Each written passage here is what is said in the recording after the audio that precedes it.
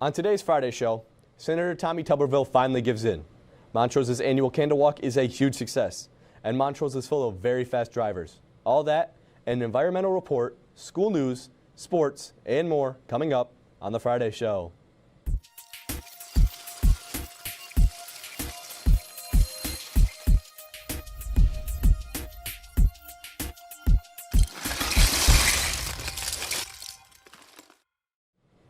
Welcome back, ladies and gentlemen. I'm Colin Ogware, bringing you world news.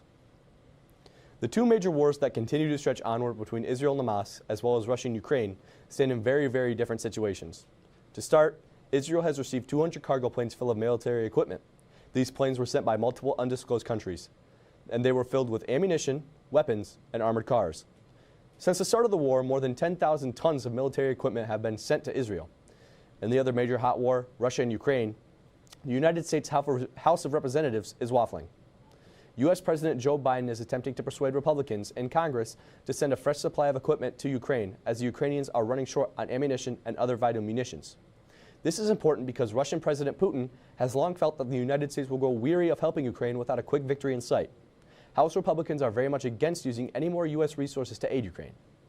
They don't want the U.S. involved in general, but they remember when President Zelensky did not help then-President Trump get any dirt on Joe Biden during the 2020 campaign. That hasn't stopped President Biden or the Democrats from pushing for more aid to Ukraine.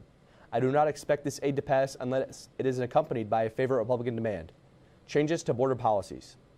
As we get closer to the 2024 election, we see Republicans are doing everything they can to make sure that a Republican is elected, which means they might not take yes for an answer.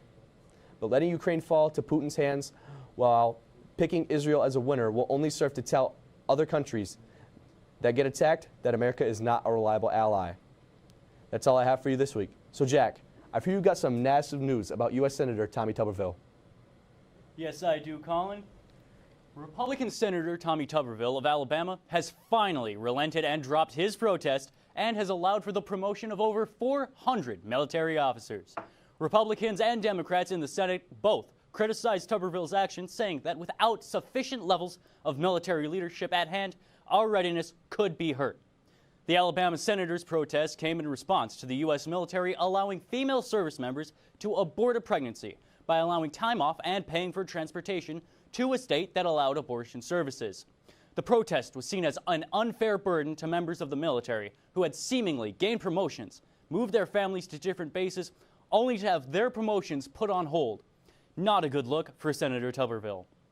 Damning evidence has come to light that there may have been some insider trading in the stock markets right before the Israel-Hamas war broke out. A pattern identified by researchers Robert Jackson of New York University and Joshua Mitz of Columbia University indicate that investors somehow were able to predict the war and sold stock in Israel's exchange just before fighting broke out. These short sellers then bought the devalued stock back at a cheaper price, pocketing the difference. These short sellers have made an estimated $100 million off of this conflict in what many are calling a disgusting demonstration of insider trading. We'll be right back after this quick commercial break with Rachel and Ivory with our state and local news segments.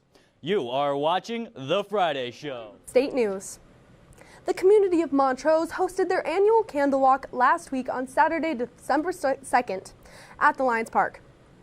Unfortunately, the weather was a rainy 30 degrees, but that did not dim the enthusiasm of everyone in attendance.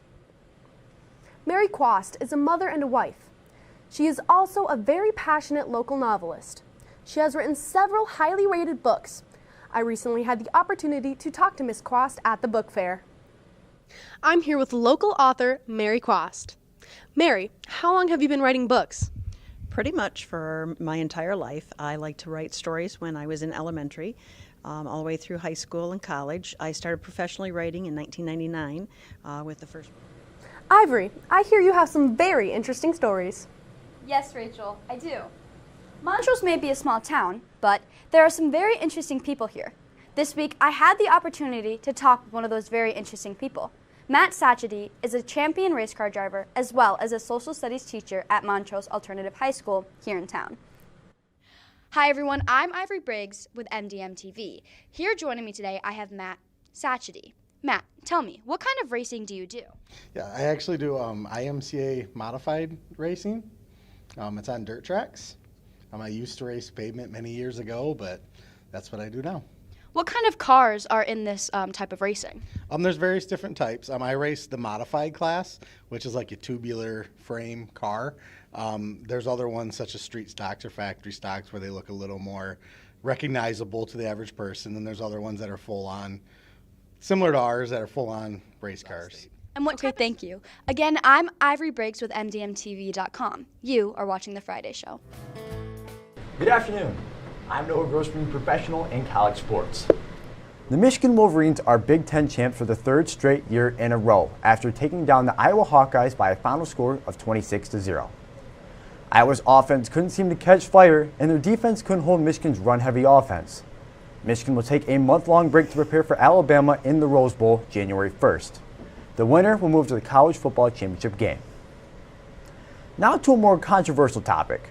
Last Sunday, the college football playoffs were set after the conference championship games on Friday and Saturday. Michigan got the 1 seed and Washington locked up the 2 seed. But this is where things get heated. Texas got the 3rd seed thanks to Alabama beating Georgia. Then, with the Bama win, the Crimson Tide got the 4th seed. This left Florida State out of the playoffs. I think the NCAA committee messed up big time leaving them out. A 13-0 squad should make the playoffs always. Sure, they didn't have their first-string quarterback or their second-string quarterback, but they are undefeated. Luckily, this is the last year for the 4-team playoffs, and next year they will be adding the 12-team playoffs. But what about the seniors' goals who were to go undefeated and make the playoffs? Where's their payoff? It is a very bad look for the most popular college sport. Well, that's going to do it for professional and college sports. Now over to Sam with local sports. Sam? Thanks, Noah. I'm Sam with local sports. The boys basketball team played their first game of the season last Friday at Bendel High School. It was a rocky start, and even though the Rams pulled down an outstanding 34 rebounds, they fell short by a score of 37-54, and a very physical game. The boys also traveled to Bertrand Tuesday night to take on the Panthers. It was a much closer game, but the Panthers prevailed by a score of 55-52. That is a close one. The Rams hope to start a winning streak at New Lothrop tonight at 7 o'clock. This week, I got the chance to talk to a Montrose Middle School student who also happens to be a motorsport racing champion. His name is Charlie Sherman. Let's take a look. Hi, I'm Samantha Stroop here with Charlie Sherman. Charlie, what exact type of racing do you do? I do a lot of ATV racing. I used to do a little bit of dirt bike racing when I was a kid, but now it's just ATV racing. Where is your favorite place to race? Well, I have two main favorite places. My main favorite place is either Pine Lake Raceway, located in Ashtabula, Ohio, or Owasso Motorsports Park, which is located in Owasso, Michigan. Do you plan on doing this when you're older? Yes, I definitely do. I find it very fun. You make a lot of friends along the way, and it's very just great to do. Thank you, Charlie. That's it for local sports. Now over to Eric with high school announcements. Thanks, Sam. Hello, ladies and gentlemen. I'm Eric Larkin with announcements for Hill McCloy High School. Spirit Week is next week. Don't forget to wear Monday, Christmas PJs. Tuesday, Santa's hat and crazy hair. Wednesday, class color. Seniors and 8th graders wear red. Juniors and freshmen wear green.